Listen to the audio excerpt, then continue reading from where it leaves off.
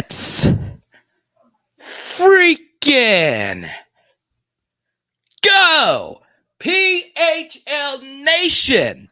I know that there is so much going on in the world of sports, but we are LSU football 24/7, 366, baby. Let's go. We have a lot to get to tonight, okay? From our LSU spring practice breakdowns, I'm going to be answering some of your questions tonight. Obviously, we have some sad news actually to talk about to start tonight's live stream. I decided to delay the live stream by 20 minutes tonight because my dear beloved wife said, "Hey, will you watch the Arkansas game with me?" And I was thinking, hey, it's going to be a close game. I promised her I would do it. And lo and behold, that was a waste of everybody's time, them getting blown off the floor. So glad to be with you at a new adjusted time. Some of you want to start later. Some of you want to start earlier. Feel free to drop some off-season recommendations to your boy. But I'm always open to new ideas to reach out to you. Okay. JAVIEN TOVIANO, we're going to talk about him and the different positions they are asking him to play. But once again, like we said, we are starting off tonight's video with some sad news. Foster Moreau is probably one of the toughest LSU players of all time, right? This was a guy, Brody Miller shared this story, whose his teeth got knocked out because he was doing an exercise, like a seated row exercise, and the weights apparently snapped and it knocked his teeth out and didn't miss any action. He is a former number 18, and he also this week was diagnosed with Hodgkin's lymphoma during a typical traditional check-in with the Saints, right? Because he is currently going to play for a new team, leaving the Las Vegas Raiders. And he's obviously going to step away from football and fight cancer. When I think Foster Moreau, I think back to a few years ago when Les Miles recruited him, and he was the final player in the class, what would that be, of 2015. He was the final player in, okay, because back then you could only sign 25 players per recruiting class, and they had one final slot, and on that fateful day, Foster Moreau said, "I want that slot," and he signed that day, and the rest is history. And he joined a long line of other LSU players who took up that final slot, who turned out to be superstars, right? And there is a long line of really low-rated players that turned out to be really special players. Okay, and I just feel for him right now. I absolutely loved watching him play at LSU. He is absolutely up there with the best LSU tight ends of the modern era. There's really just not that many that you could say are better than him outside of Richard Dixon, if we're being quite honest. And then, Thaddeus Moss was amazing, but he played literally one season, and that one season was really good. He broke all the records, but still, Foster Moreau is so freaking good at the NFL level. He's been better than anyone thought at the NFL level. And, he was actually a big time fantasy target that I was looking forward to snatching up in the final round of every draft, because when Darren Waller wasn't with the Raiders last year, Foster Moreau balled out. I mean, he looked good. He looked really, really good. So it wasn't just the fact that you had this 3-star LSU recruit. Obviously LSU fans have a closer bond to him than most NFL fans because you watched him, and we always cheer for 3-star Louisiana recruits. But this guy is really good. He is actually a very good professional football player.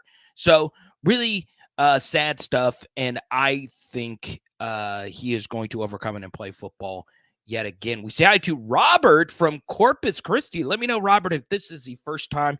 I love me some family photos here. And look at this. Look at the fam. Good to see you. What's up, Tyler? Good to see you. David LaFleur. We see Jacob. Jacob was the first one in the live chat tonight. So I want to welcome you all in. We're going to get into a lot of different topics tonight, but I wanted to start off dedicating this live stream here to Foster Moreau. Now, back to current LSU football news and notes. Okay. The first thing is there's been a lot of buzz surrounding JAVIEN TOVIANO at LSU camp, right? This is a guy who was getting first team reps at traditional corner. Today he worked with the nickel corners, and I do think at some point they're going to try him out at safety. Okay, a top 100 recruit. And what's very interesting for him is I think all of this is new for him because I watched a good bit of his high school games from last year, and his team, even though they were really good, Martin High School, really good school, um, they had an obscene amount of coverage bust. Okay, just uh, wide open touchdowns in games that they lost, right? So now you're getting Division One college football coaching, and you're getting used to collegiate level communication, and you're playing all these positions. This is all new for him. It's new for everyone, right? But Toviano has really made some waves up to this point in spring practice, and I think it's pretty safe to say he will be involved with the LSU's team next year. And this is always one of the most popular questions that I get is who are the new true freshmen? Who are the ones that you think are going to be the next great thing? And who are the ones that can help immediately? I've gotten that question a lot. I think some of that also, especially recently, was LSU's team was comprised of 4 big time true freshmen last year. So, you come in thinking, hey, is this going to be something that we see every year? We'll see if Toviano actually becomes a rotational piece of this defense. And if you go to patreon.com/LSU football, I actually released what I think the 2 deep is going to look like versus Florida State.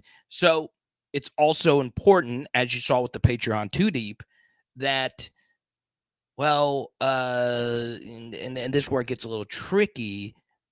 The LSU defense currently practicing right now is not going to be the defense that we play versus Florida State. There's just too many big time players that currently aren't working with the team right now. And that obviously the biggest of which are the defensive tackles, Mason Smith and Mekhi Wingo, and then one of the corners, Deuce Chestnut. It's going to be really hard to not see all 3 of them starting, if not at the very least 2 of those 3 players starting. And then you have Deshaun Womack, who's currently not practicing. So as of right now, it is very important to breathe in and breathe out because we are still so early in spring. This is only practice number 4 of 15. Now, what I would also warn you is while it is still early in spring football, it is a little bit of a concern that there are quite a few of these top 150 recruits that aren't really separating themselves from everyone else, right? And that is a concern. And that's not just defense, that is just in general. And honestly, I think LSU, some of it is development. Some of these guys are from the Orgeron tenure. Not a whole lot of those guys remain. But there have been in recent years a high amount of top 150 guys that LSU has recruited into the program that just don't really do anything, right? They just are guys that aren't really a part of anything right now for LSU. A lot of them are gone, but it is just amazing that has happened. Now, with the transfer portal, it is not as important for those players to turn out to be studly, but you would still like that those players to give you that type of production. So I had Jacob. So I had to Tyler. So, and Jared, actually, you did draft Foster Moreau last year in one of our underdog fantasy leagues. So there you go. Don't forget Underdog Fantasy promo code Carter. Support the PHL movement, baby. Get into some live fantasy draft action. Okay. Now, something else that I want to bring up tonight. There are some big LSU sporting events away from football that's coming up. Obviously, LSU women's basketball. The next 48 to 72 hours could really change our entire mood. We're kind of all in here with Kim Mulkey and the gang. So I am hoping for this team to actually push forward and actually get a W. We'll see how things go versus Utah.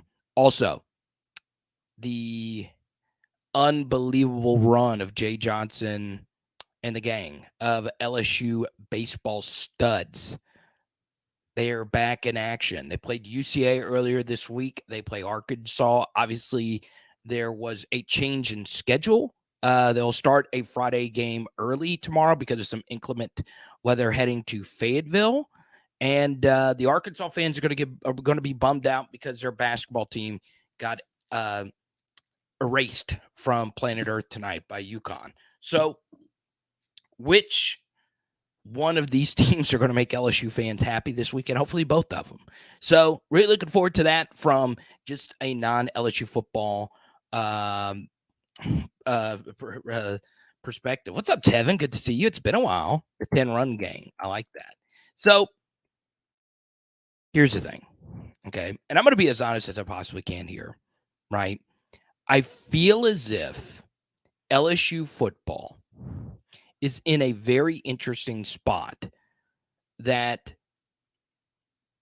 now they are seeing who and where they need to attack the transfer portal to fix some major holes on this roster. At this point, okay, I'm going to give you one position where I think LSU is going to hit the portal, and that is safety.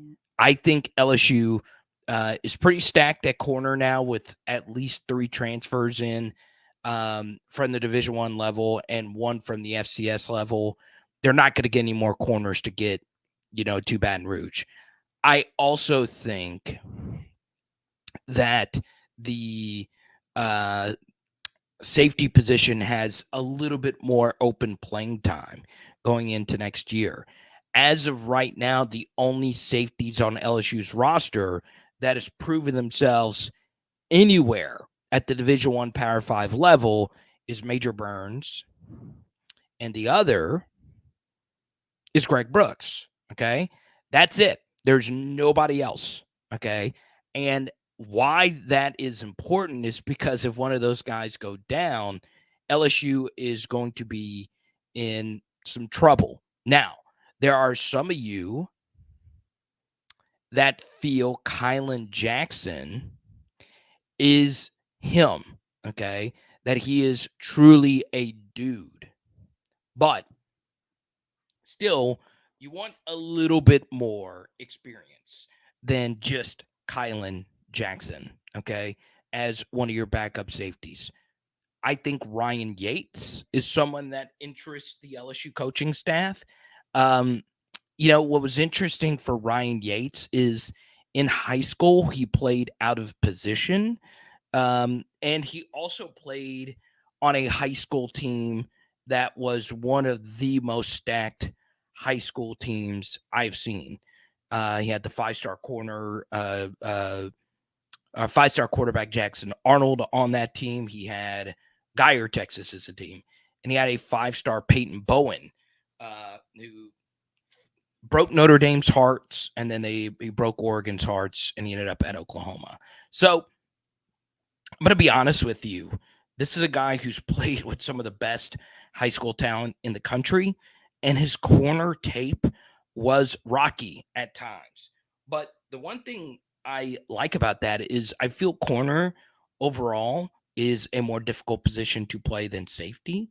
So he actually is getting to be a little bit more in his comfort zone as he transitions to safety. So Ryan Yates is a guy that has a good opportunity to play a lot next year for LSU, as does Ashton Stamps, who played some safety and he played some corner in high school. So we'll see. It is wide open, but I think at some point LSU is going to want to get another DB out of the portal, more of the safety variety.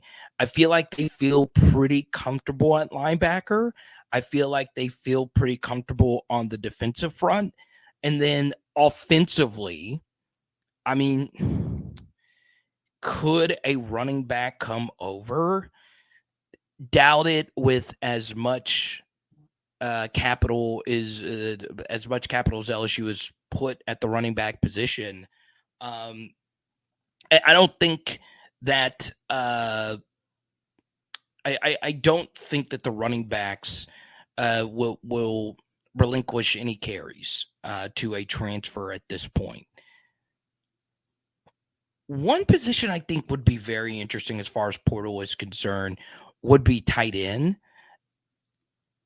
I could see it, but once again, if you take 3 tight ends from the high school ranks, it's tough.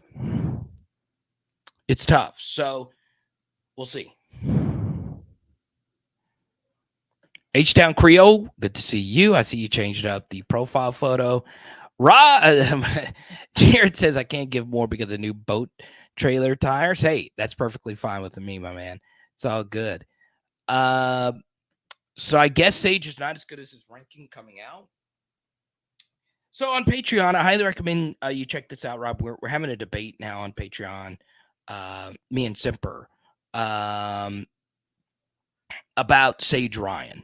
Okay, so let's actually do this here, and let me move this out. Okay, I see here. Ah, I see what happened with this. Okay. Oh, okay. I didn't put a poll question up. I thought I did.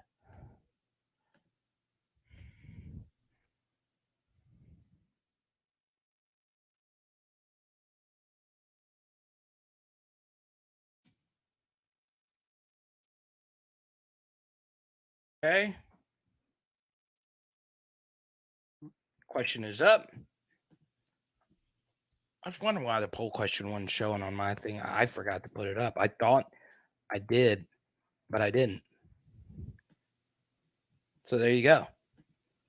New poll questions up about Sage Ryan. Do you believe in him as the starting nickel next year?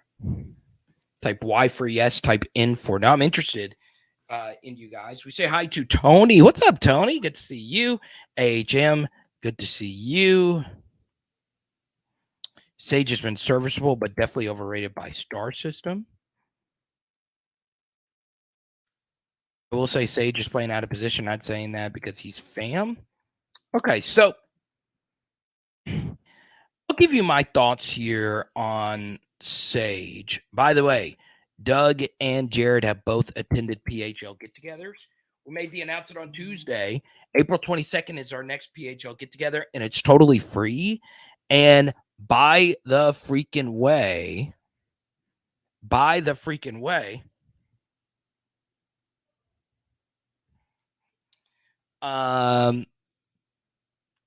we're doing our next PHL get-together on April 22nd in Bossier City. Okay? More on that coming up in just a second. But we made that announcement on Tuesday with the organizer of the PHL get-together. So here's the truth. Sage Ryan is a good SEC starter, okay? He plays a very difficult position as a nickel, okay? And when I mean it's very difficult, it is very, very difficult, okay? Let's just go through his career really quickly. All right. So the first thing is he comes in with the 5-star rating, and this was a situation where the recruiting services, okay. Well, thank you so much, folks. The recruiting services had Sage Ryan, okay. Look at this popping Popping a good seltzer here. It's not even a seltzer. It's like it's called Scarlet Letter.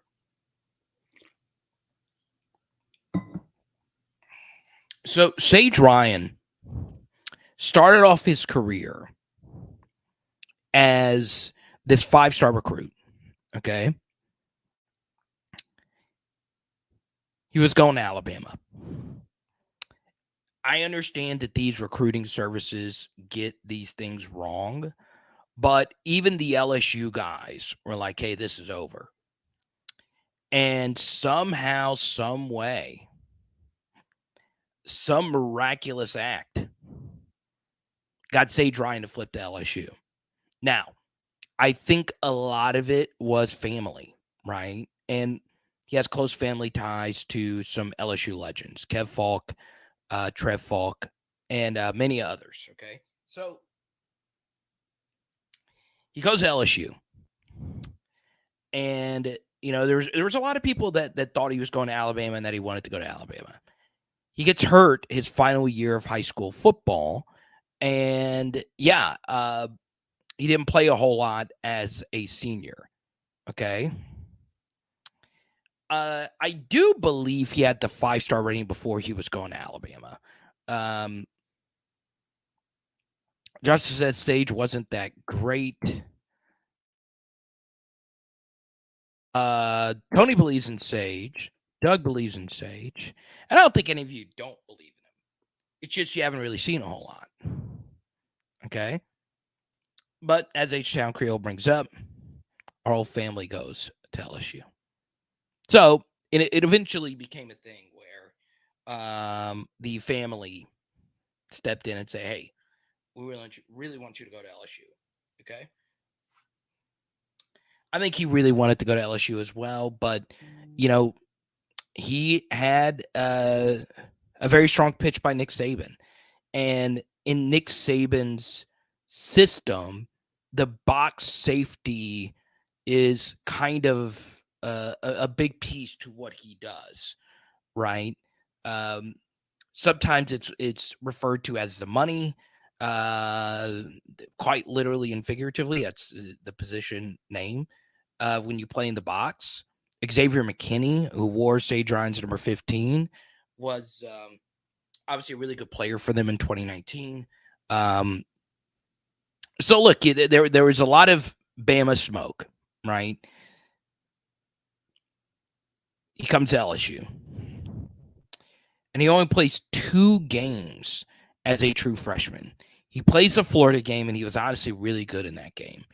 Then he played the Ole Miss game, and the worst position to play versus Lane Kiffin when they know you're going to run man coverage on every snap, as Lane Kiffin famously said after that game, is slot corner. And after the Ole Miss game, he didn't play another game. Okay. So that was rough, that 2021 season. Then in 2022, he plays a majority of the snaps as a nickel corner. Okay. And he had some good moments. Made a big play versus Micah Pittman on a 4th down versus Florida State. And he had some other good pieces here and there. And then he had some plays where the receiver just flat out made an amazing play. Both the Texas A&M catches, the receiver, Moose Muhammad, was just on fire that night. But at some point, you want to see Sage Ryan make a special play. And you just haven't seen a whole lot of that from him. I think he's a solid player. But you haven't seen a whole lot of stardom up to this point, right? And normally at DB, there is a game or two where a player is like, God, this dude is the best DB on the team, right? Greg Brooks had a game like that last year, the Auburn game. The Mississippi State game from Jay Ward was that game. So Jarek Bernard Conference game was obviously Alabama. So, you know, you have these games. There's just not a game that you could point to and say, hey, that was a game that Sage really pulled us through.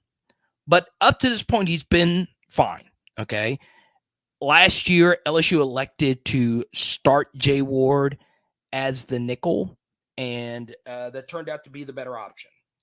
So now Sage has his position.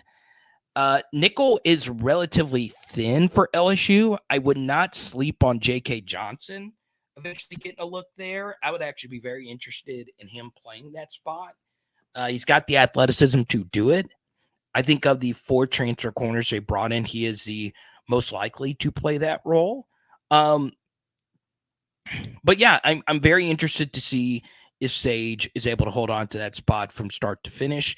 I also think Toviano is a guy that could play that role as well. So up to this point, I'm to defend Sage Ryan. He's had to battle injuries. Okay. Also, first year had to play man coverage on every snap, which is brutal to do as a nickel, and he only played 2 games anyway. Second year, I give the LSU defense a big pass for the second year because they played a ridiculously high amount of really good quarterbacks. Okay. You can make a strong case, a very strong case, that last year was the best year from start to finish LSU played when it comes to good quarterbacks on the schedule. Okay. Now, obviously, 2019 season with the playoff attached to it and 2 Pro Bowl quarterbacks in the playoffs. But, from a regular season perspective, LSU just played a lot of really good QBs. And I think next year in the SEC, the quarterback position is just not going to be as good. And ultimately, it's going to raise the level of play of everybody on the LSU defense. But the truth is, we play Florida State week 1, and Jordan Travis is the second best quarterback on the schedule that we play next year. And look, he might be the best. I think KJ's better, but Jordan Travis is a marksman, and we better be ready. We better be ready. Sibylle! There he is with the slinger. Archie Manning was there. Dang, look at the Sibley just walking in and saying, look, I was hanging out with one of the greatest quarterbacks to ever play the game. And his sons were better than he was. That's cool, though. Love old Arch, man. Let's go, Pellies. I know we're playing the Hornets, but who cares? Okay. Jackson. What's up, man? I love the way you spell Jackson. You put an X and an S in there, and an S in there. You're doing the most. You spell it like Jackson Smith and Jigba, or Jackson Howard doesn't do the S. Okay. Now this is a great super chat. The top 5 LSU long snappers from 2000 to the present. So I'm contractually obliged to say Slade Roy is number 1. He only needed 1 year to prove he is the GOAT. The number 2 and number 3, Blake and Reed Ferguson, whichever order you want to put them in. And then after that, it's a wash.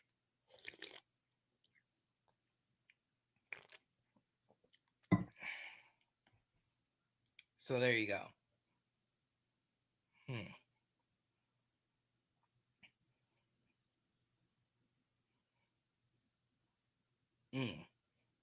Top 5 LSU long snappers. That's ooh.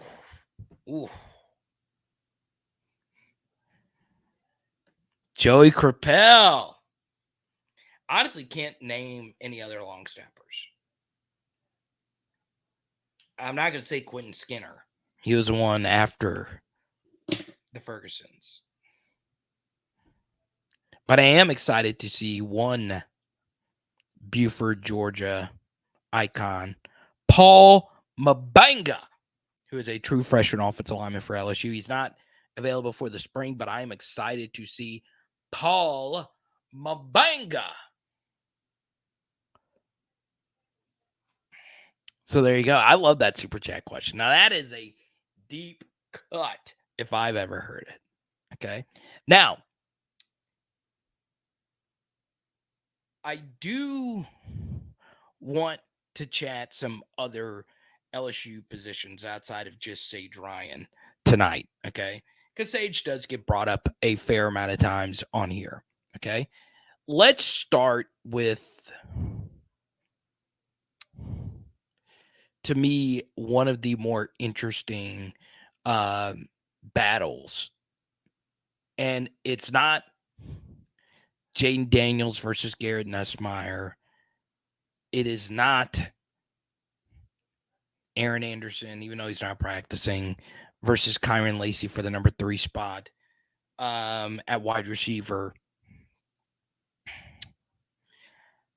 It's Brian Kelly versus his own team. Okay. LSU is so incredibly thin right now.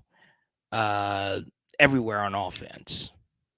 Outside of quarterback and receiver. I mean, they are bare bones on the offensive line right now. You can't really scrimmage with 6 to 8 offensive linemen that are there. That is a low number. Okay. Now, it would have helped if some of the high school players were able to early enroll, but there's not really a whole lot you could do about that, to be quite honest. There's just, I just think you're really hamstrung offensively when, 2 of your key running backs aren't in. Another high school running back coming in isn't in. Mason Taylor, who is going to be the guy at tight end. Pimpton, who is a very highly rated player on my personal metrics. He's not there. You don't have the starting center. You move Bo Bordelon to center. Fitzgerald West, I'm a little shocked that, he's playing defense. They really need him on offense. Kels Bush, who is a walk-on defensive lineman, is now playing on the offensive line. It's tough. It is tough sledding right now. And honestly, there's just not a whole lot you can do outside of your first team, right? You could fill out a first team offensive line. It's just,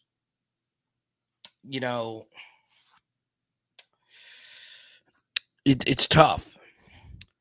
And the issue with that is, as dire as that sounds, there's really no need to panic because you have 4 high school offensive linemen coming in and a transfer who started for Maryland. You have, Josh Williams can play.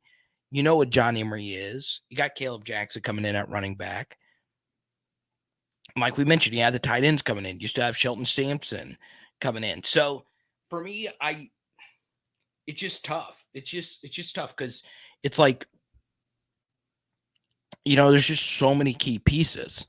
But what I will say, it is nice that all the quarterbacks are there and they're healthy and they're getting a ton of reps in.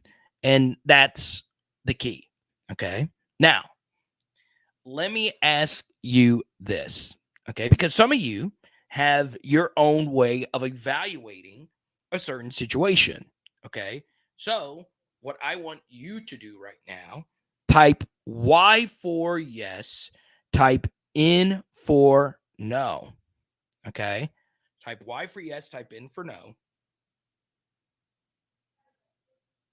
What you have seen so far this spring, has your opinion of the quarterback position changed? Type Y for yes, type in for no. I'm very interested. Do you feel better about Garrett Nussmeier and or Jaden Daniels up to this point? Do you feel better about Ricky Collins up to this point? Like I said, I'm not really worried about that, right? I'm not really worried about it. I was just pointing out that right now practice is tough. It's really hard to practice with all those guys. Interesting. A lot of you are saying, yes, your opinion on the quarterback has changed. No, that is very interesting.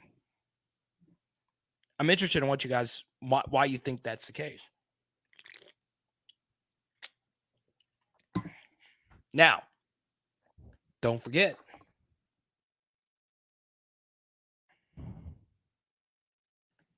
Power Hour LSU.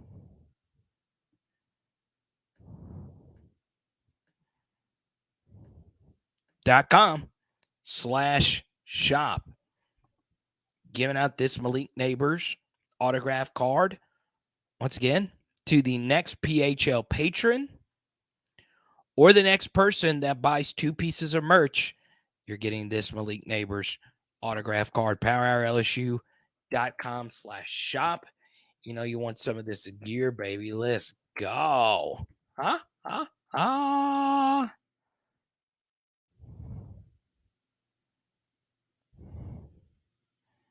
Bring back Joe Burrow.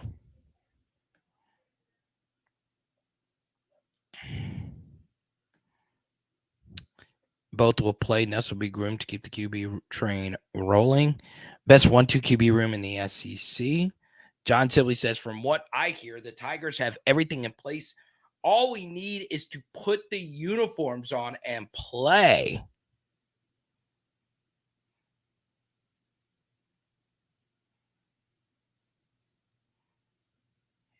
Okay. Elamont says, hey, y'all, happy Friday Eve. And no, my opinion hasn't changed because I haven't really seen anything.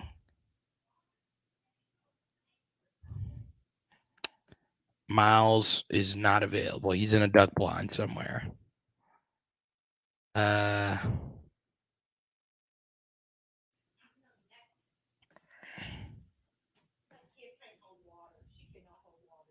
But yeah, I don't think anything for me has changed. The only thing is I am happy that all 3 are healthy, especially after the Garrett Nussmeier news of the very minor procedure. And other than that, though, everything just looks fine. Jaden does look a little bigger. And the only thing that has really changed for me is Jaden has a visor, right? Like he wore at Arizona State. He didn't wear a visor last year. So it's actually a good thing. You can't get poked in your eye. But yeah, I think I'm fine. I feel pretty good about the quarterback room up to this point. We say hi to Mick. I know for sure Mick is joining the PHL merch club tonight. I know it. I'm predicting that Nuss will be a strong part in the LSU offense. The Georgia game is too strong. Very interesting. Type Y for yes, type N for no. Do you feel Garrett Nussmeier will be a big part of what LSU is going to do next year? Or do you think,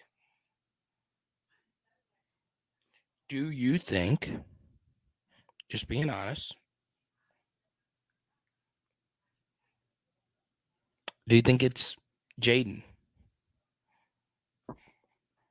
Look at him sneaking in. The master.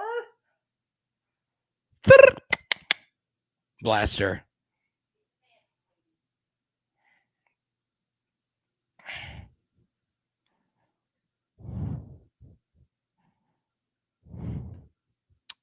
Carter, how's it not changed from last year to this year? We had no idea how good any of them were last spring.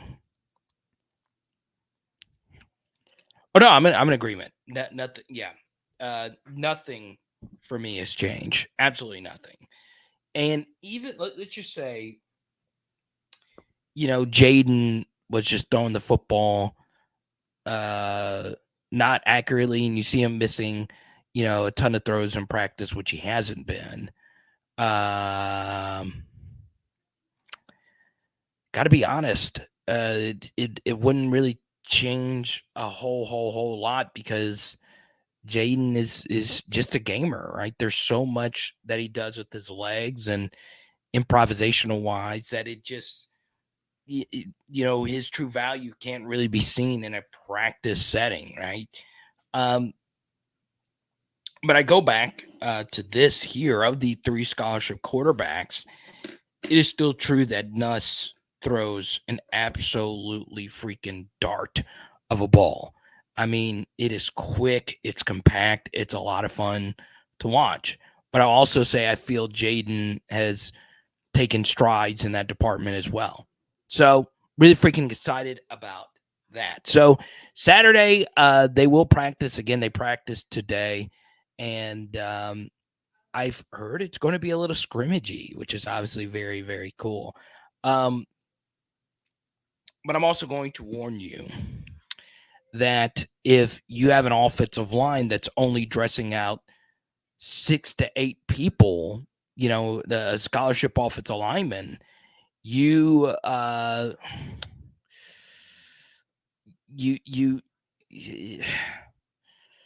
it your defensive line is just going to dominate. They're just going to, especially up the middle, right? Because obviously, Emory Jones and Will Campbell are both there. Okay.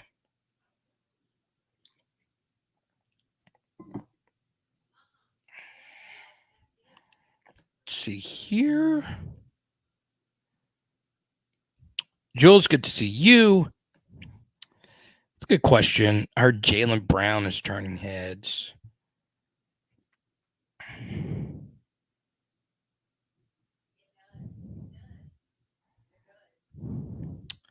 Let's see here. I've had a few.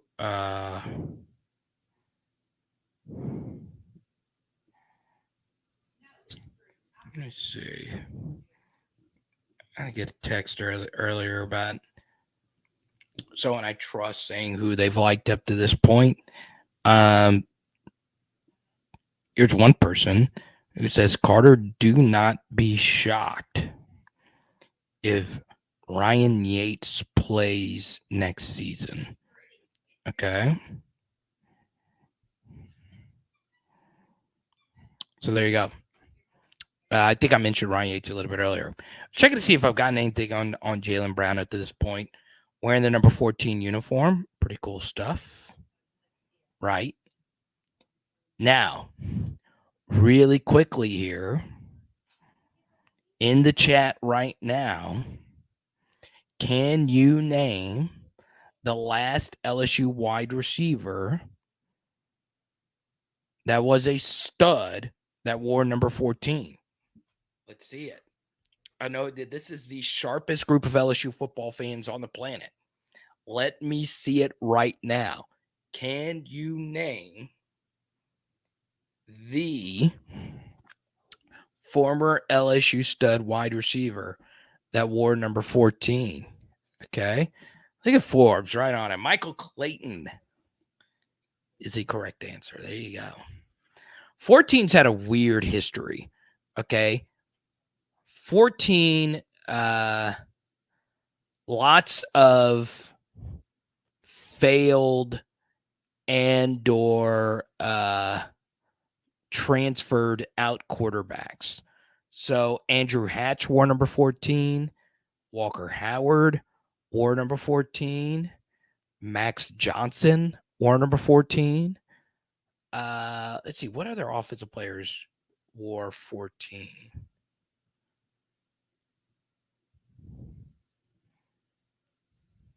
Oh, I think Terrence McGee wore 14 before he switched to number 18. So there you go. I like that. I like old Terrence McGee.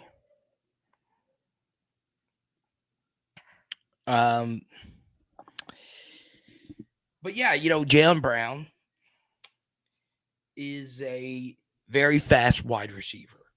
Okay. And he looks good in practice. He looks good in these camp settings. He really does. I like him.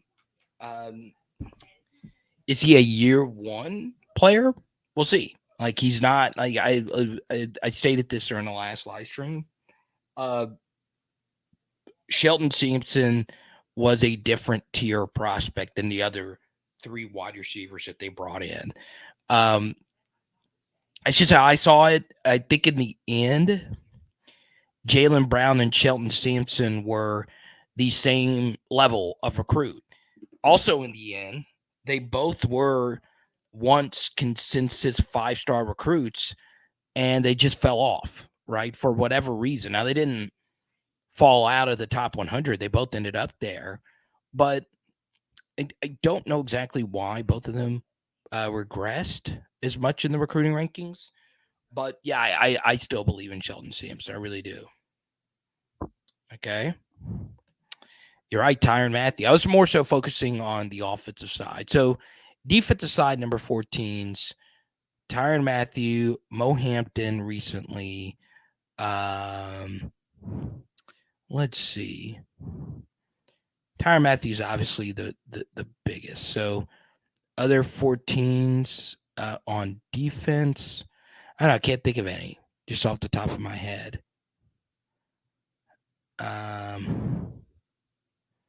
Yeah, you are right. Tyrann Mathieu wore 14 before making the switch.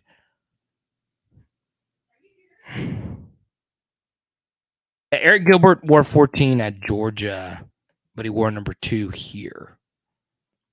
So there you go. We side to Pierce. What's up, man? Good to see you this glorious evening. Okay. Let's see here.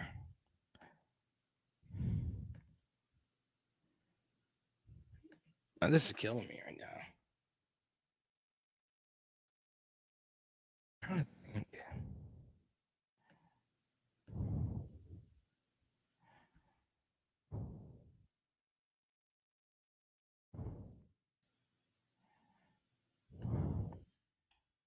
Sometimes 14 just wasn't really worn by anybody.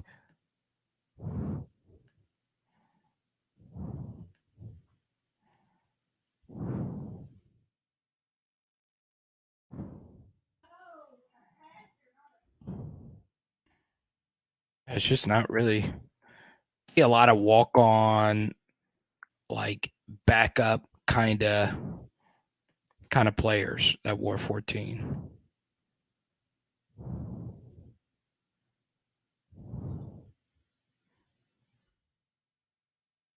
It's not a whole lot, just not a whole lot of swag associated with that number.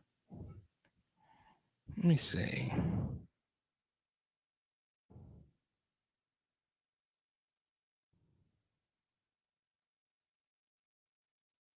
Trent I've never been able to pronounce his last name. He was a kicker for LSU, or number 14. I remember this. Trent from Mandeville. I remember him. Lou Grozo Award semifinalist. Hot take Brian in the hizzy. What's up, Pooh Bear? Good to see you.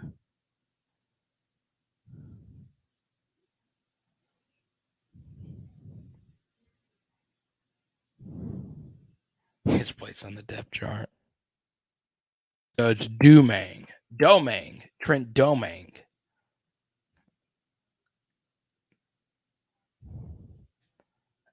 Or is it Dominguez? I don't know. I do think Grant is right. Domingue.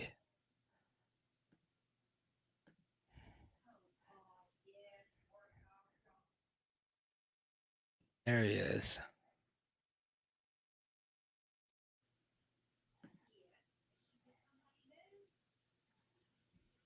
Herb Tyler wore 14. There you go.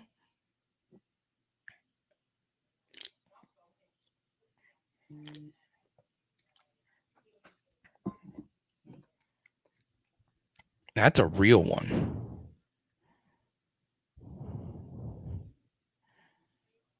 Had to give it some flavor. Dominguez. I love it. Now, here's what we're going to do. Okay. I still have some practice footage breakdowns that I am producing. We might wait until Saturday because there's going to be more on hopefully Saturday. But I'm going to try and get one out for tomorrow. Right. Don't forget, we still have our practice breakdown from earlier. So here's what we're going to do. Okay. In the next 10 minutes, I want to answer as many questions as humanly possible. Okay. As humanly possible. But here's the good news. Okay. And it is really, really, really good news. If you do super chat, we'll keep it moving. Okay. Lindsay Scott Jr., number 14. I like that.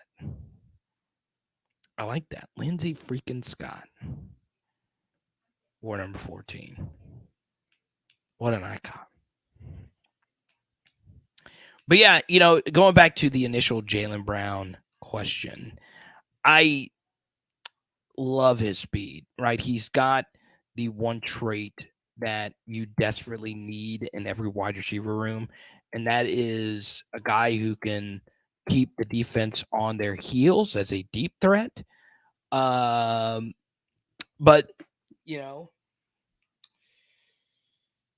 there's more to wide receiver play than just that. And obviously that part of his game is going to get better, and hopefully he turns into a complete wide receiver. Okay. So once again, if you go to patreon.com/LSU football, you can see all the extra grades and deep dives we have done.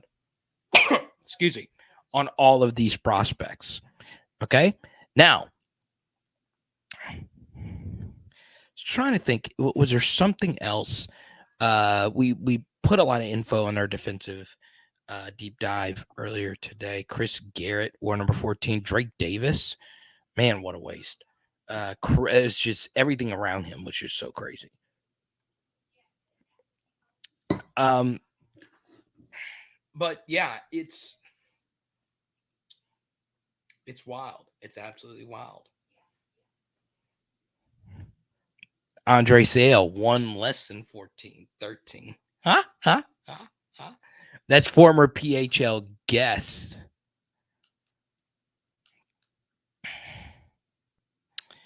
Andre Sale.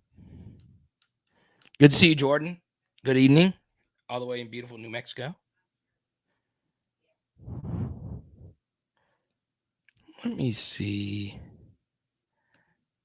something really quickly here.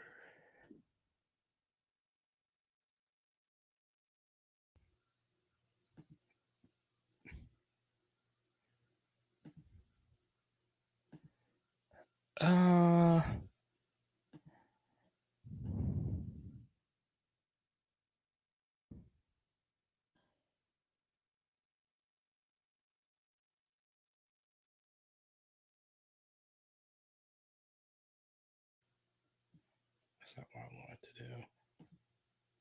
I'm trying to figure out. There's another 14 I know I'm missing. I think we got them all.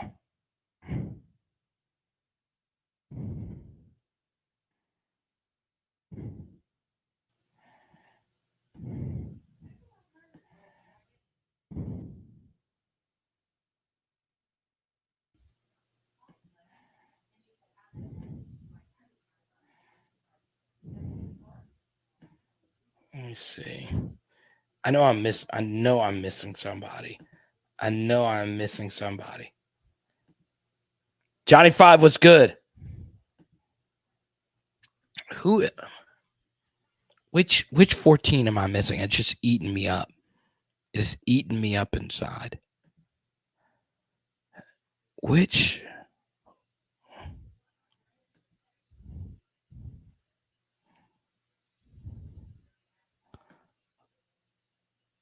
Who?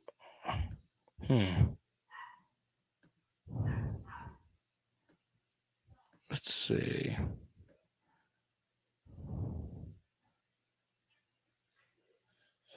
which let me change this really quickly.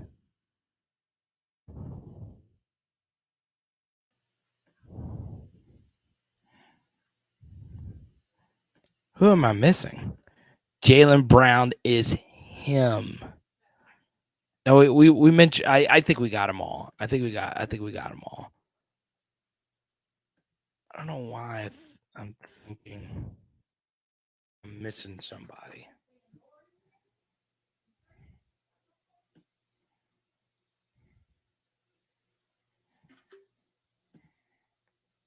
Josh Booty. Okay, that was it. I know it's a little bit older school. But yeah, I have he rocks PHL bands. So I was like, God, there's got to be someone. I was like, I know he's been a PHL guest before. But I was like, God, who am I missing? And it was Josh Booty. Because I was like, I knew it was someone that it's been on the channel. He showed up at SEC championship game. He was on our live stream. But yeah, I mean, and there's plenty more. Tommy Hodson. But Josh Booty was the one. I was like, there's one that I know. We mentioned Herb Tyler. I know there was one old school 14 that I was like, guys, it's someone that's been on the channel, and then it took me a while, and I was like, okay, there you go, Josh. Appreciate that, man. Look at Forbes. I love it. Huh. But yeah, I think for me, as far as Jaylen Brown is concerned, it's it's going to be interesting. A lot of LSU's wide receivers were complete wide receivers, right? And I do think, as he grows as a player, the rest of the route tree will mature for him. But the guy can run a go. The guy can get behind people, and that is the bottom line, right?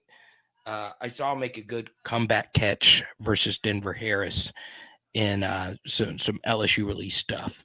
But yeah, I mean, the talent is there. It's there.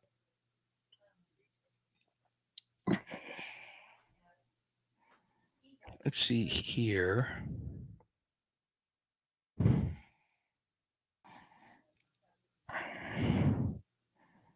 Chris Garrett. That is such a deep cut. Grant asked me earlier to list my top 5 uh deep snappers. So Tommy Hodson was 13 instead of 14.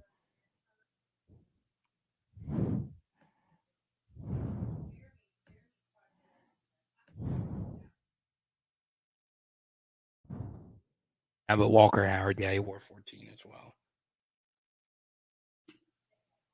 And I still have it. Walker Howard card.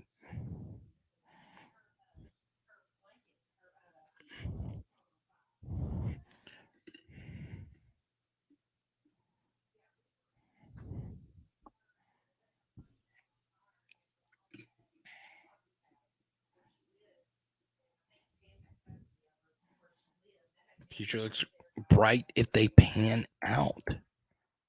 I love it.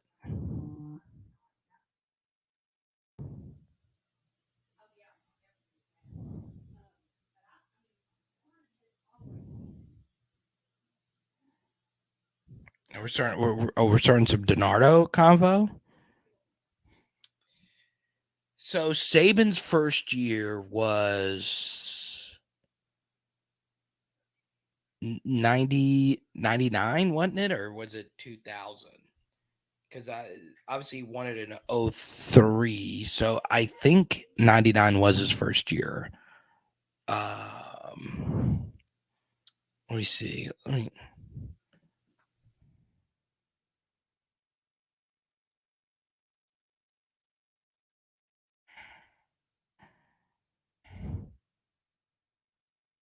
Alson was his first year. So, yes, DiNardo's final year was that one. So yeah.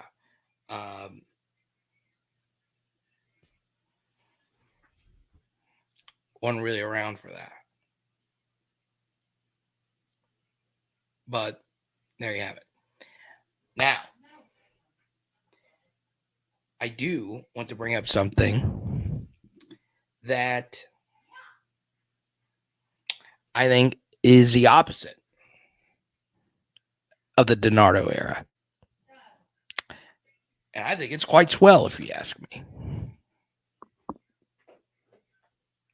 Okay. I think it's quite swell.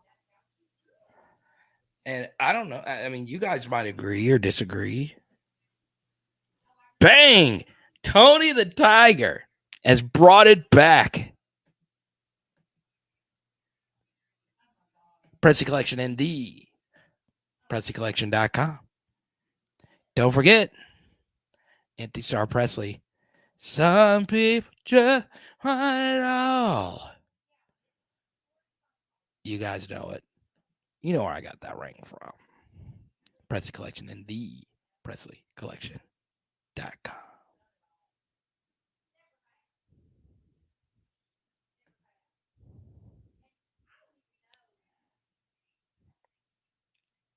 Should I block Josh for bringing up one of my partner's competitors? I might have to block Forbes for that. This every kiss begins with BS. And that shouldn't fly. You ever see Beyonce hold a Coca-Cola can? No. That Pepsi bag is too good.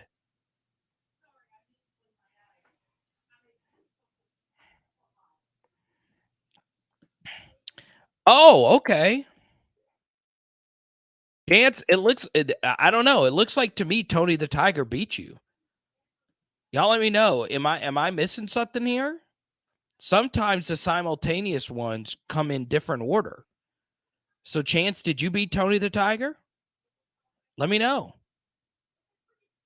Taking in on the poll question, do you trust Sadron to be a starting nickel in 2023?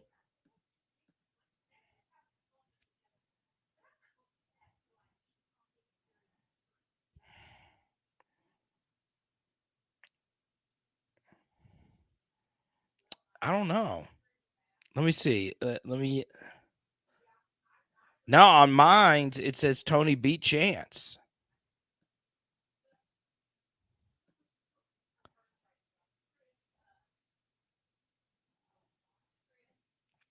Amacat wants to spare Forbes.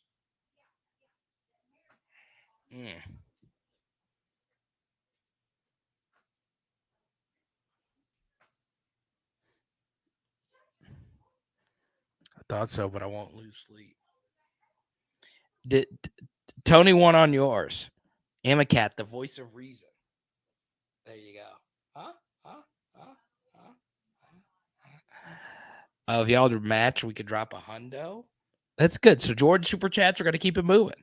Hey, that's fine, man. I don't mind. I'm actually, whenever this is done, I have to go through a few practice clips and make a few phone calls anyway. All LSU related, of course. I looked all day at just the same practice clips over and over for our defensive breakdown. By the way, I really do appreciate all of you that watch. Our spring videos always just kill it. Like, it is ridiculous how many of you watch those videos, and I appreciate it. I put a lot of work into it.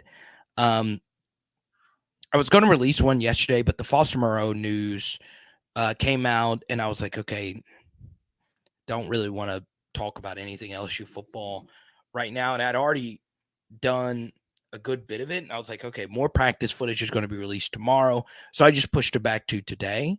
And I actually have started on cutting up an offensive one that I'm going to try to release tomorrow. And we have some really cool stuff. I got on the phone with a very powerful person that could be helping the channel pretty soon, which is pretty cool. Had to do. I brought up the wedding DJ stuff recently. I had to have a one-on-one call with a client there with that. So today has been tough, and I didn't really get as much LSU stuff, like as far as like looking at stuff. Because sometimes what I'll do is I'll look at a player in practice and be like, this guy looks different. And I want to go back and just watch as much game footage from that player. Right. And yeah, it's a lot of fun. I love coming through. I love coming through all this stuff, even though it is, for a lot of you, it's a bunch of meaningless drivel. And a lot of that is true. A lot of spring football does ultimately come into this question, why are we even doing this? Right? Half of our starters aren't there right now.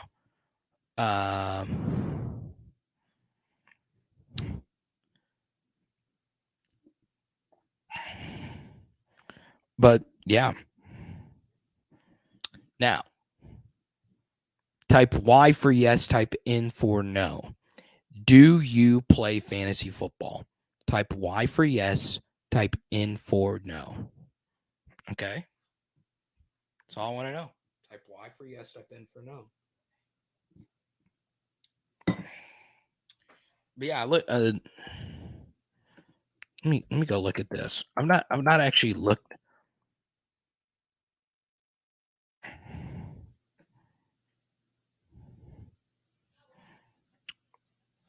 Let me see.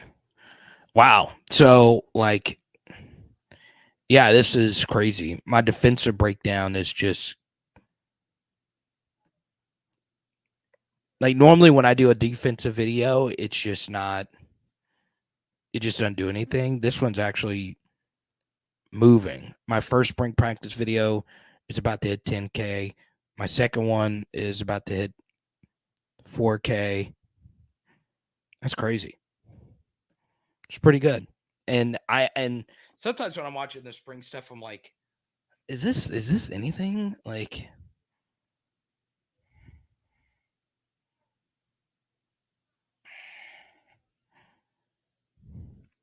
what's up, Vic? Good to see you. Proud of you, Victoria. Wobble. What's up, Jared? Joshua?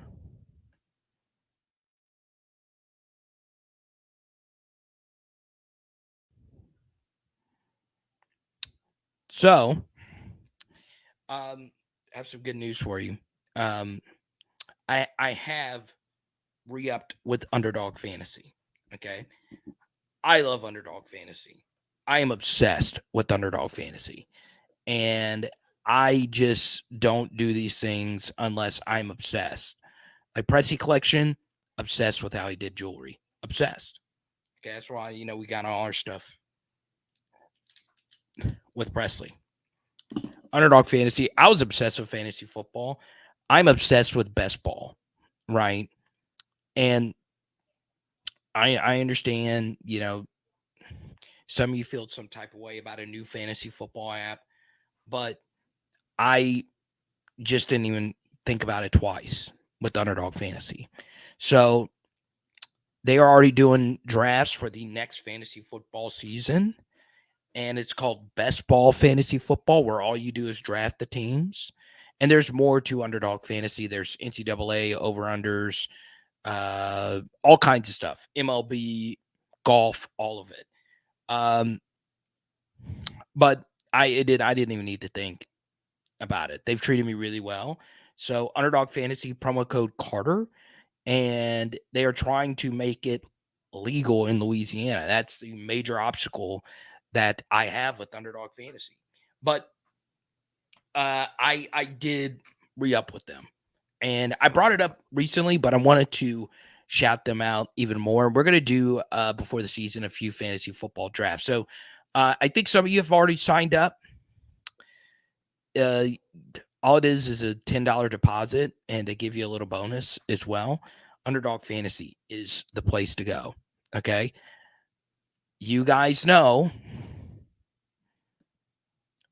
Rob, let me know where you based. Okay. the truth is,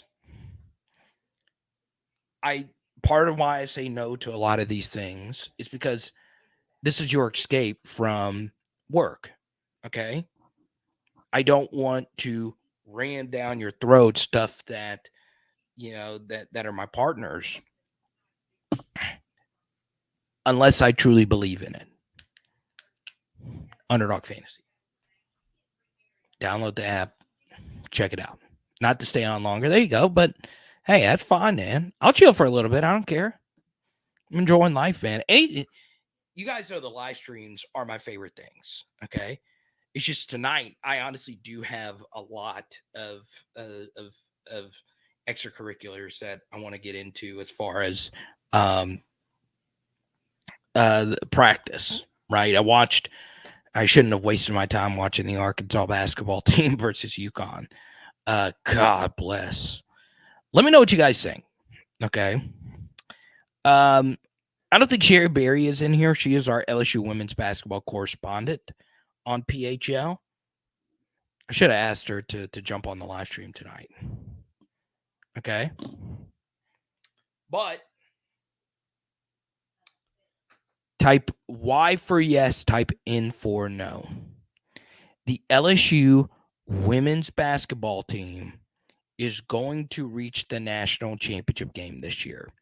Type Y for yes, type N for no. Okay.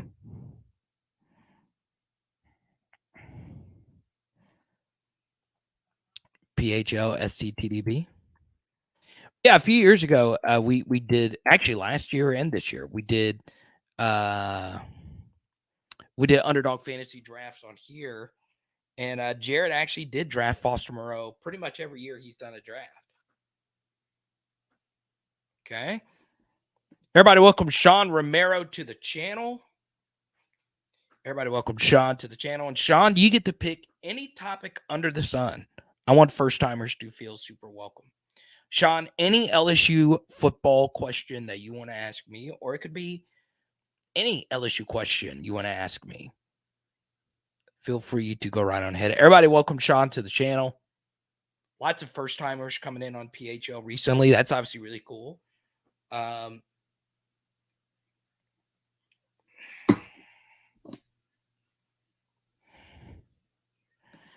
about Miami? I will say this. If LSU played Miami in the Elite Eight, that would feature 4 of the top 10 women's basketball earners in NIL money. Angel Reese, Flau'jae Johnson, and the Cavender twins. That's cool. That is absolutely cool. But yeah, the Miami, Indiana game from Monday was freaking crazy.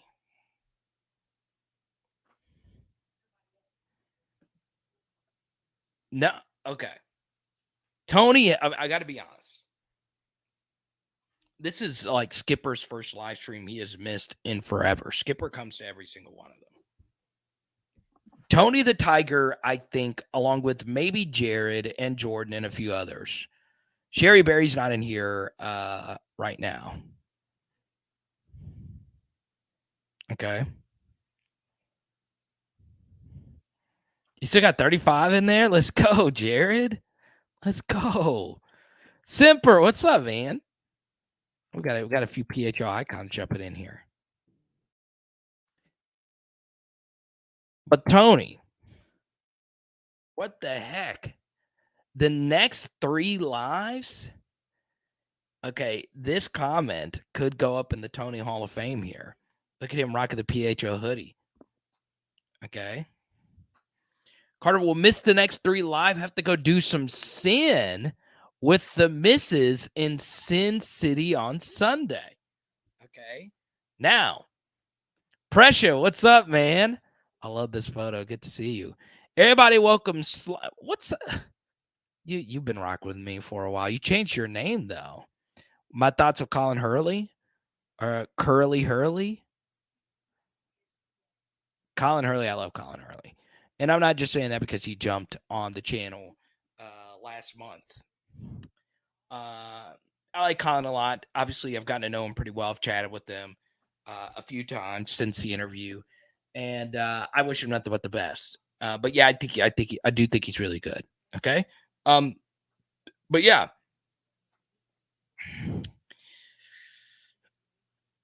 Will Kelly run more two tight end sets more this year than last year? Or are we still a year away from running his offense? It's a very good question. Okay, so let's break this down. This is one of my favorite questions, and I've answered this before on live streams, but it's one of my favorite things, right? Because I do think when it comes to football jargon, okay, there's all kinds of football jargon that you hear that is more than just wide receiver, tight end, touchdown, like the basic terms that everybody knows. But I do think one thing that helps um, football knowledge is understanding personnel groupings. Okay. And what a personnel grouping is an offensive term for how many tight ends and how many running backs are on the field. So the first number in a personnel grouping is going to tell you how many running backs are on the field, and the second number in a personnel grouping is going to tell you how many tight ends are on the field. And Sean, you probably know this already, but this is just in general. Okay.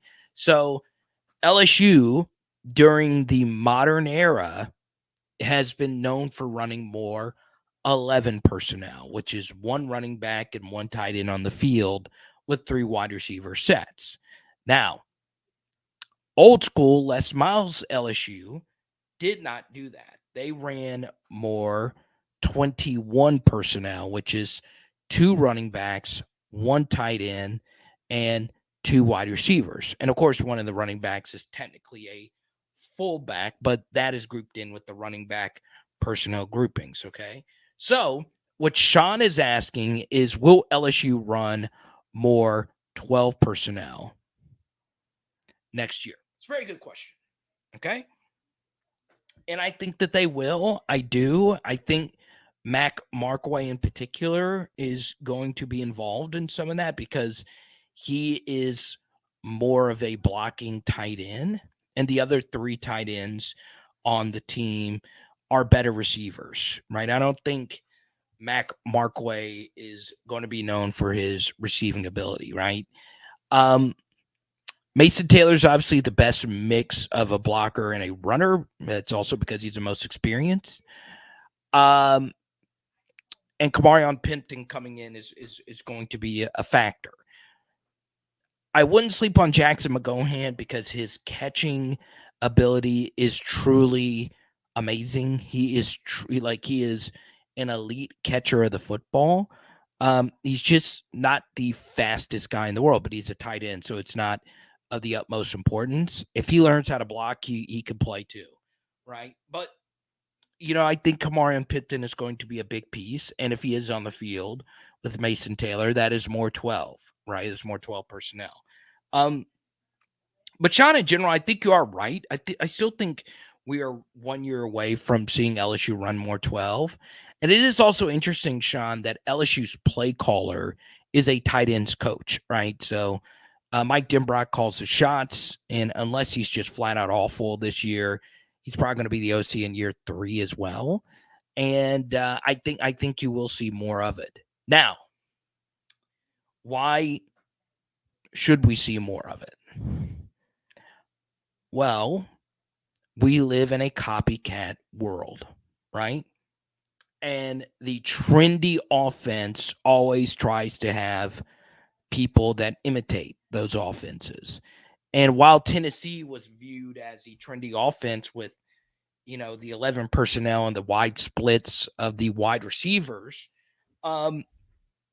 really the offense that everybody is going to try to do is what Georgia did last year with Washington and Brock Bowers, right? So Georgia lost their best wide receiver, A.D. Mitchell. He got hurt, and it forced them to run more 12 personnel, and they were probably going to do that anyway with players like Bowers and Washington.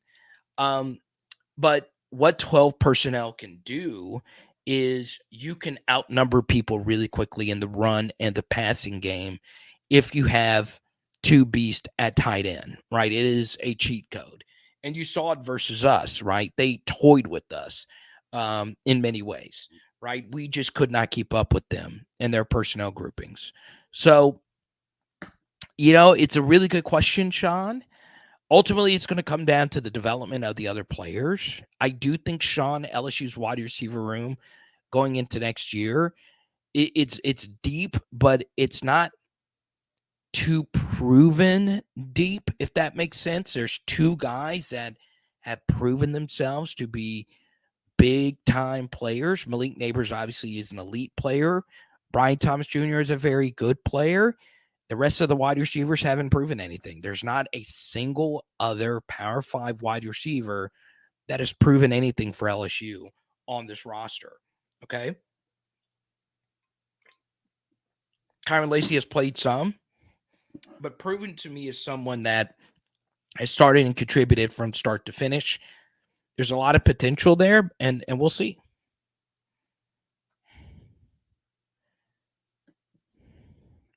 Okay. Yeah, that was a really cool tweet.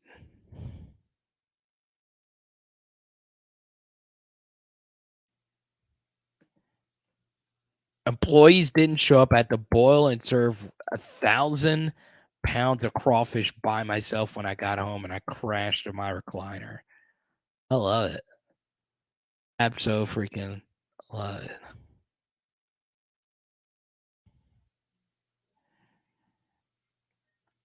We got some Joe Brady slander.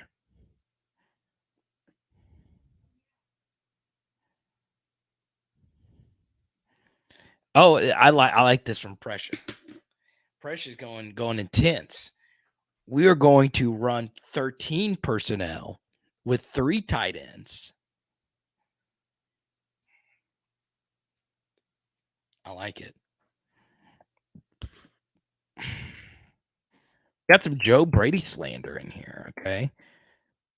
Some of our big super chatters, okay? Pressure dropped a big one not too long ago. I really appreciate it. Pause, talking about a super chat. And Jordan obviously is very generous. Okay. Amacat says, I still think it was all Burrow and Insminger. And I don't think you could say it was just those two when Jamar Chase existed and Justin Jefferson existed and Clyde Edwards-Helaire existed. Okay. Yeah, I mean, you can't. Yeah. Those guys were amazing. Okay. In particular, the Auburn game, and the Clemson game, and the Alabama game. But still. Okay. So, who was it that made the 2019 operation work? Okay. Was Joe Brady overrated? Yes and no. Okay. I'll give you my thoughts on it with, some intel. Okay. I've gotten to know some people close to Slinger. Okay. I think I have met Steve once. Maybe. I doubt it. I think I met him when he was a tight ends coach under Les. But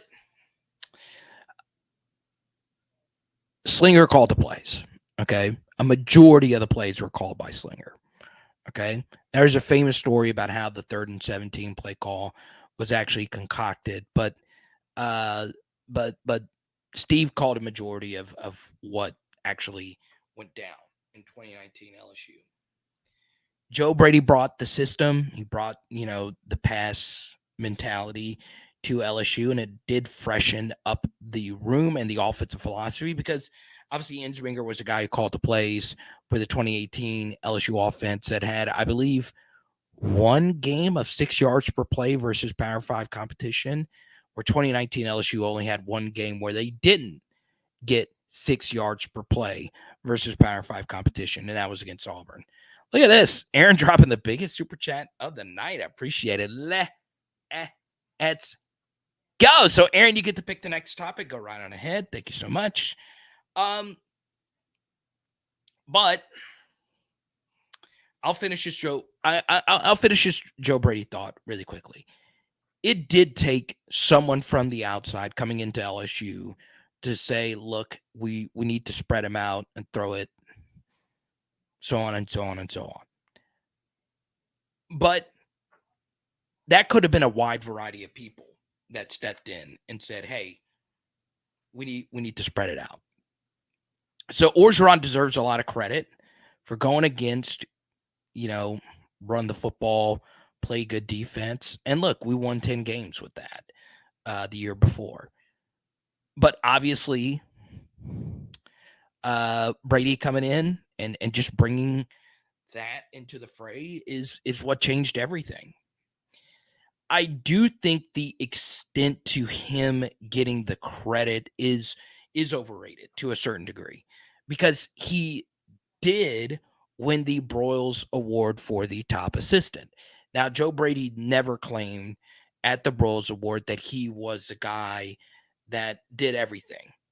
I do think that could have been a situation where him and Insminger both won the award for the nation's top assistant. Okay. So, I do think players over scheme always, and especially with how LSU ran their offense, it really did take elite players, because a lot of what LSU did offensively was, hey, Jamar, go win this one-on-one matchup, and Joe is going to put it on the dime, instead of, hey, the play design is going to open itself up with just the play design itself, if that makes sense. But yeah, there was a lot of things that LSU drew up that also opened things up as well. So still, it's always going to be Burrow and the players over the actual scheme. So yeah.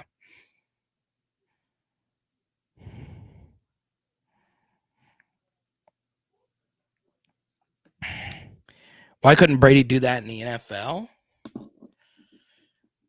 Yeah, I don't think Brady's lack of success in the NFL is necessarily like an example of this, right? Like, I mean, he was coaching for Matt Rule, who's not an NFL guy, and Sam Darnold was his quarterback.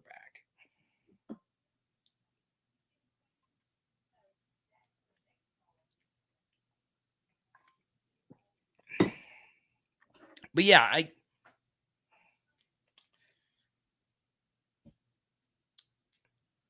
I do think nationally it is Brady that gets the credit for changing it all, when locally people know it was Brady and Insminger together, right? It was a little bit more collaborative, if you will.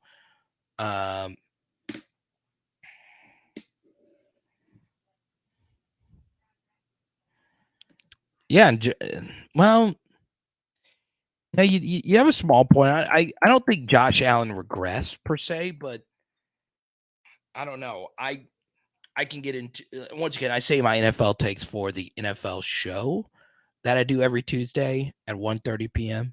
Not here, but with the football card quest. Okay.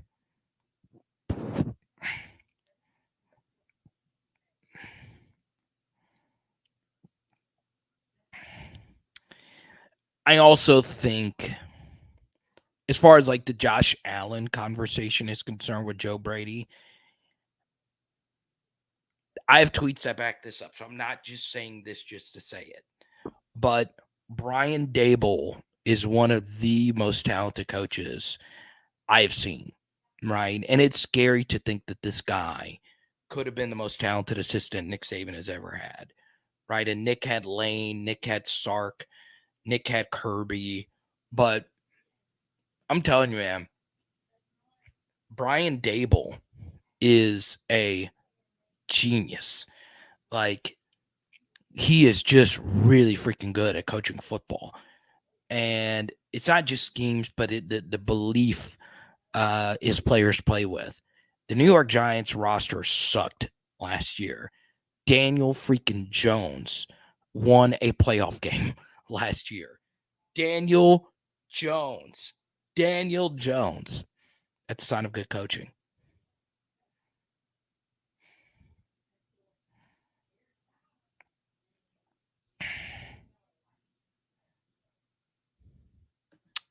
Yeah, a good bit of it is Joey. As it should be, right? I mean, Joe had a aggregate QBR of 95 in 2019 out of 100, right? I don't know if that's ever. I think Mac Jones had something similar his final year in 2020. But whether it's the stats or the film or the the aura, I mean, it's always going to be mostly Joe Burrow. That was why our team was good, right? And we can get into a debate. Well, he was a fifth-year player, and he had Jamar Chase and Justin Jefferson and the Joe Moore Award-winning offensive line, but Joe Burrow played the hardest position there is to play in sports, and he did not have a game in 2019 where he wasn't exceptional. Like, not just good. Every game Joe Burrow played in 2019 was exceptional. Every single one of them. There was not a game where he wasn't S tier good, right? It's remarkable. It is freaking remarkable. Okay. Um, and yeah, I mean, there were some games where he was better than others, right? Like the Alabama game was better than, let's say the Arkansas game. But I mean, he honestly was better. Like, there's just not many quarterback performances from any LSU quarterback in history. Their best performances really don't touch any of Burrow's Power 5 games in 2019. And that is what makes what he did truly spectacular, right? So, it's really crazy to think about. Ole Miss was his worst game that year. Yeah, and that's the thing. Like, it's kind of hard to pick what his worst game was.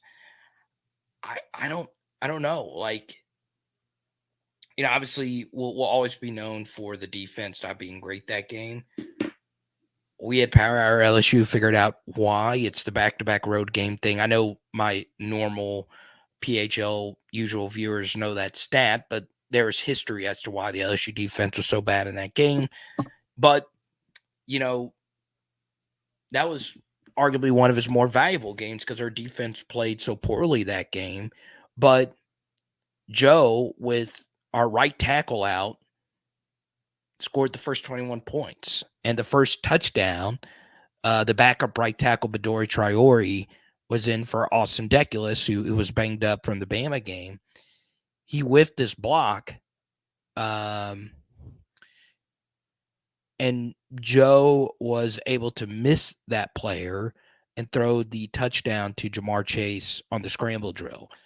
It is just unbelievable. Like, to not have a single, like, it's just hard to pick what his worst game was that year. It's just crazy. Like, his worst game arguably was better than just, I mean, obviously Rohan Davies' 500-yard game was crazy. There's some J. Russ games in there.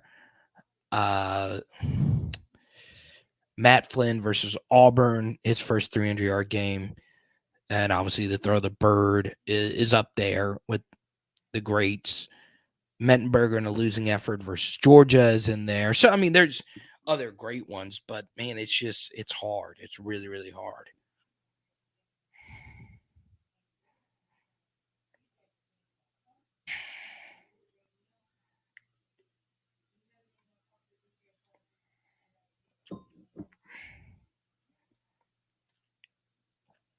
Danny Dimes is the second best QB in the NFC East.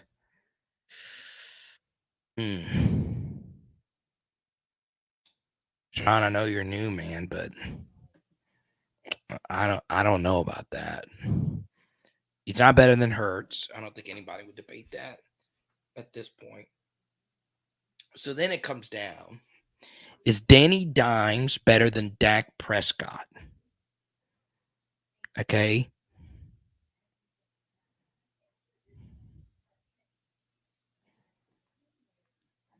Is Danny Dimes better than Dak Prescott?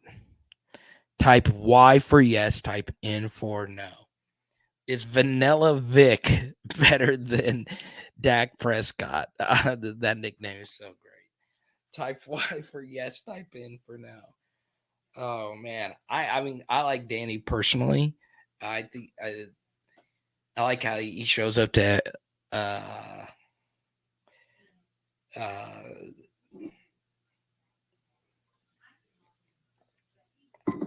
he shows up to every game in the blue button down. Danny better than Dak Prescott? Yes. Oh, come on now. Come on now. Where are my North Louisiana folks to back up Dak's honor here? What is up with that? Dang, even Jared. Jared's like, I am never going to show any praise towards a Mississippi State fan.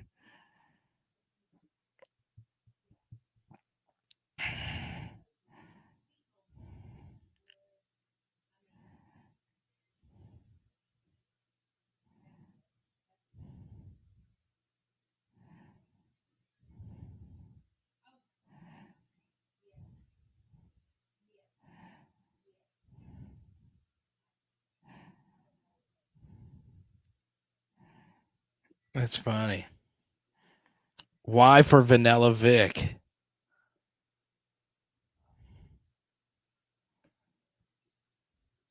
Dak is a tight end, Les Miles. Legendary.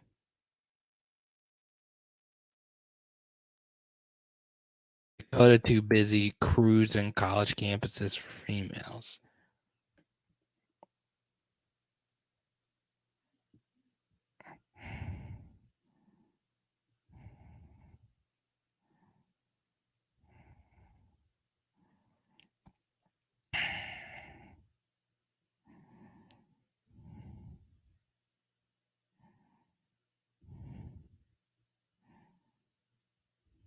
Let's see here. I am I'm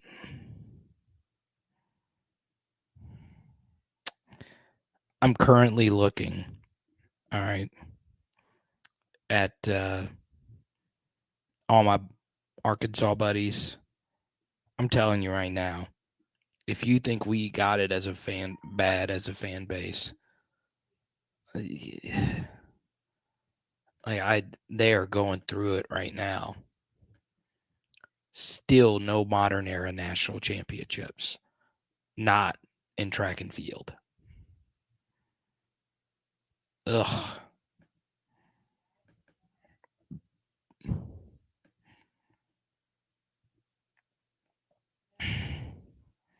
Taylor Heineke is better than Dak? Where did he get moved? Where did he get traded to?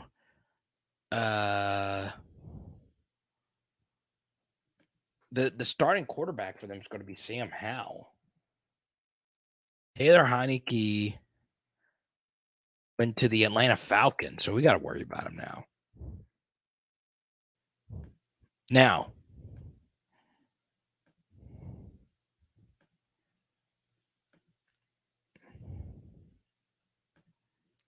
this is coming up.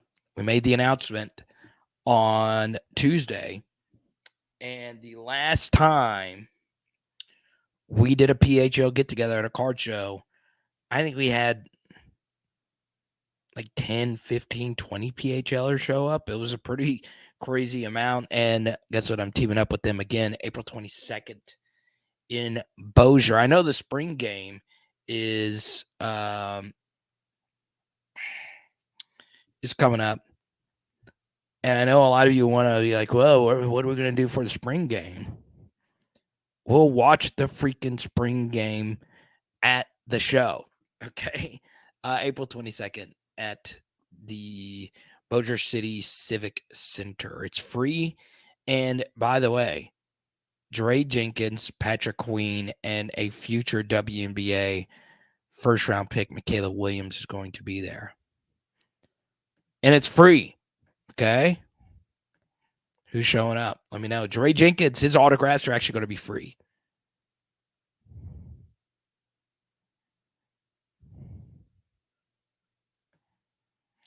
Jordan is iconic. His football knowledge is crazy, right? But yeah, Ty Christiana is the best.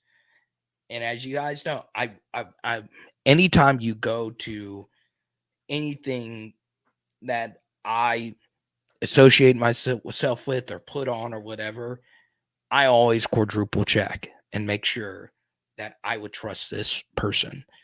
And I'm so happy I've teamed up with Ty to go to these events. The first time we were there, Lance Hurd and come on, we talk about him all the time. Trey Holly, they're both there, and it was epic. Okay, DJ Pizza was there. Okay.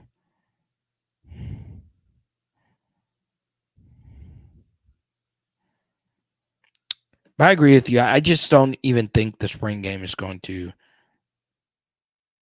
I think the spring game is run its due. Right. I really do. I just think there's so many better ways to do it. I really do. I would I would play Southern. I would play Northwestern, and maybe it not count for anything. Maybe you wouldn't even keep score. Maybe I don't know, but I just don't. I just can't. I don't know. I don't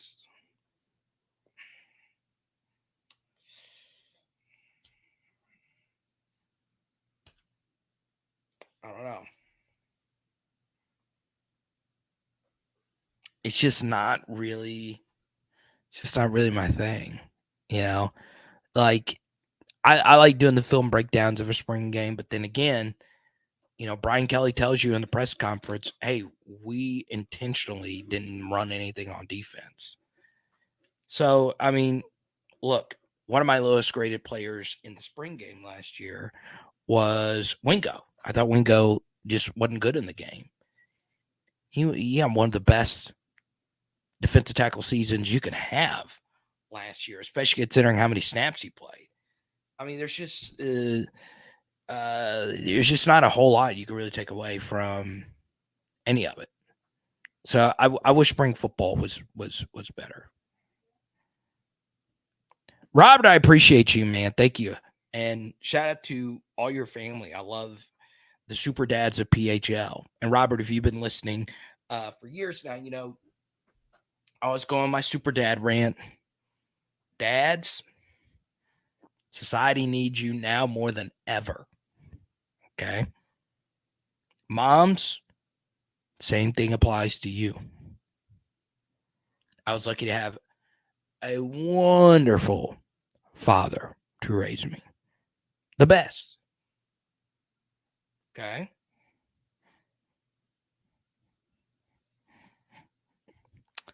It's a game changer.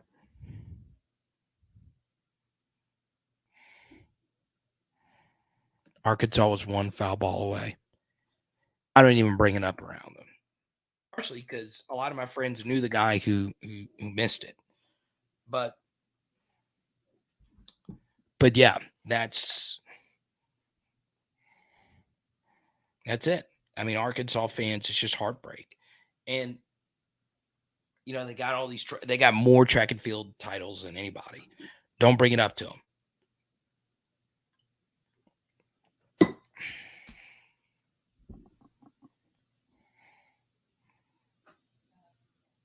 Okay. Now, here's what we're going to do.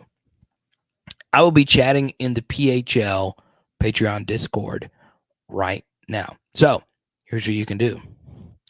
Today, I dropped my defensive depth chart on Patreon, patreon.com/LSU football.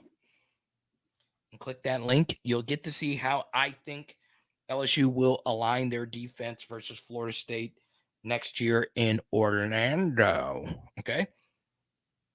Don't forget, we dropped a spring film breakdown earlier tonight on the defense. I just looked at the analytics on it. I'm a little shocked that it's doing that well. Anytime I do just a defensive only video, or if I don't do anything regarding the quarterbacks, the analytics don't back it up. But you guys wanted to talk some defense today, and that's great. All right. So if you missed it, even though I'm signing off here in just 2 seconds, guess what? You can watch it by clicking that link. Okay. Simper says Sage is on the wrong side of the ball. You're not the only person that has said this to me. Obviously, you're from Lafayette, so you're familiar with them. Sage was a beast with the football in his hands. A beast. Okay. But there you go. All right. We'll talk to you soon. Okay. We got some pretty cool stuff coming up on the channel. Bringing on some pretty cool opportunities for all of us, honestly, coming up. Shout out to Underdog Fantasy. Check it out. Promo code Carter goes a long way in helping us grow. Okay. Ed Hess. Power Hour. LSU. Bow. Shout out to Foster Moreau. And tonight we are doing